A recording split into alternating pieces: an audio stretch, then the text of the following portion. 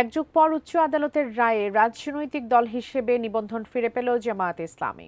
এর মধ্য দিয়ে নিষেধাজ্ঞা কাটিয়ে রাজনৈতিক দল হিসেবে আগামী নির্বাচনে অংশগ্রহণের পথও সুগম হল দলটির। রায়ে সন্তুষ্টি প্রকাশ করেছেন জামায়াতের আমির। প্রতীক ফিরে পেতেও পরবর্তী প্রক্রিয়া অনুসরণ করার কথা জানিয়েছে জামায়াতের পক্ষের আইনজীবী শিশির মনির।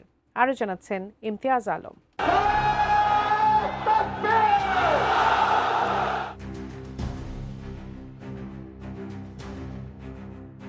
রাজনৈতিক দল হিসেবে বাংলাদেশ জামায়াতে ইসলামীর নিবন্ধন অবৈধ ঘোষণা করে হাইকোর্টের দেয়া রায় বাতিল ঘোষণা করেছেন আপিল বিভাগ। সেই সঙ্গে দলটির নিবন্ধন ফিরিয়ে দিতে নির্বাচন কমিশনকে নির্দেশ দিয়েছেন উচ্চ আদালত। তবে দলটির দাঁড়িপাল্লা প্রতীক নিয়ে কোনো নির্দেশনা দেওয়া হয়নি।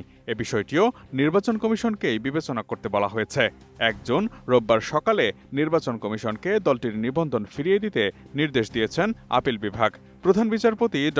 সৈয়দ রেফাত আহমেদের নেতৃত্বে ৪ বিচারপতির আপিল বেঞ্চ এই রায় ঘোষণা করেন। বিগত আওয়ামী লীগ সরকারের আমলে রাজনৈতিক দল হিসেবে জামায়াতে ইসলামীর নিবন্ধন বাতিল করে রায় ঘোষণা করেছিল হাইকোর্ট। ১ যুগ পর সেই রায় বাতিল করে দিল আপিল বিভাগ।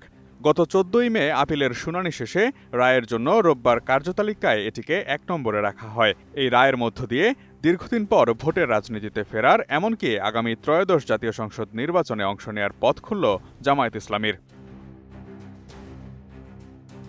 রোজকার সাধারণ খাবার এখন হবে অসাধারণ। প্রাণ স্বাদের মশলা, স্বাদ বাড়ায়, ঘ্রাণ ছড়ায়। আপিল বিভাগের রায়ের পর জামায়াতের আইনজীবী মোহাম্মদ শিশির মনির বলেছেন, রাজনৈতিক উদ্দেশ্য প্রণোদিত মামলার মাধ্যমে জামায়াতের নিবন্ধন কেড়ে নেওয়া হয়েছিল।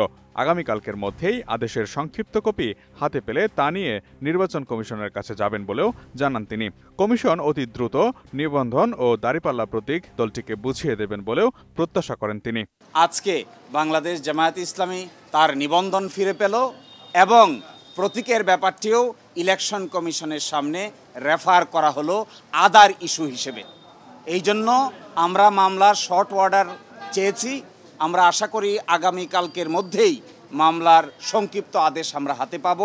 এই সংক্ষিপ্ত আদেশ আমরা ইলেকশন কমিশনের কাছে অ্যাপ্রোচ করব।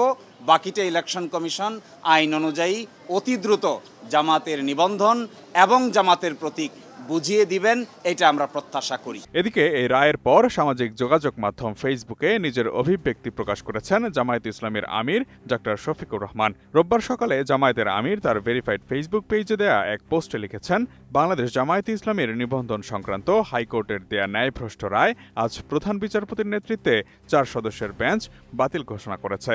পোস্টে মহান রবের দরবারে শুকরিয়া জানিয়ে নির্বাচন কমিশনের সঙ্গে সম্পৃক্ত পরবর্তী প্রক্রিয়ায় পূর্ণ অধিকার ফিরে পাওয়ার ব্যাপারেও আশাবাদ প্রকাশ করেন তিনি।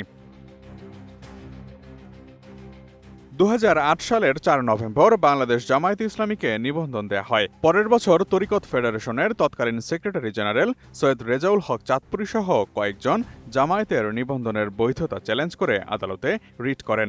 ওই রিটের চূড়ান্ত শুনানি শেষে সংখ্যাগরিষ্ঠ মতের ভিত্তিতে জামায়াতের নিবন্ধন অবৈধ ঘোষণা করে ২০১৩ সালের ১ আগস্ট রায় দেন হাইকোর্ট। জুলাই গণঅভ্যুত্থানে ক্ষমতাচ্যুত হওয়ার আগে নির্বাহী আদেশের মাধ্যমে ২০২৪ সালের ১ আগস্ট জামাতকে নিষিদ্ধ ঘোষণা করে তৎকালীন আওয়ামী লীগ সরকার।